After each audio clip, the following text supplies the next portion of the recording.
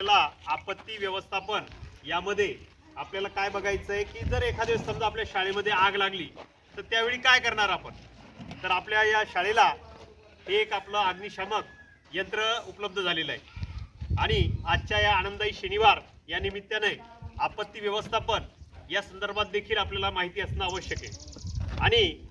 आणि त्यामुळे याला काय म्हणतात हे पहिल्यांदा आपल्या घरामध्ये आपल्याला गॅसचं सिलेंडर माहिती आहे, परंतु अग्निशामक हे सुद्धा एक सिलेंडरचाच प्रकार आहे. याच्यात मध्ये कोणता वायू असतो, मग याच्यात वायू कोणता असतो, तर याच्यात वायू असतो कार्बन डायऑक्साईड.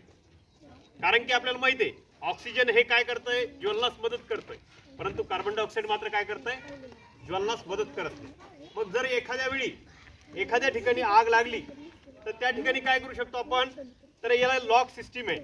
हे लॉक काढलं की याच्यातला जो कार्बन डायऑक्साईड आहे तो याच्यातून काय येतो, बाहेर येतो आणि ती आग काय केली जाते, विझवली जाते. आणि अशा प्रकारे आपल्याला आपत्तीच्या वेळी आपल्याला हे जे अग्निशामक आहे ते अतिशय उपयोगी आहे आणि याचा वापर आपण प्रत्येकाने केला पाहिजे.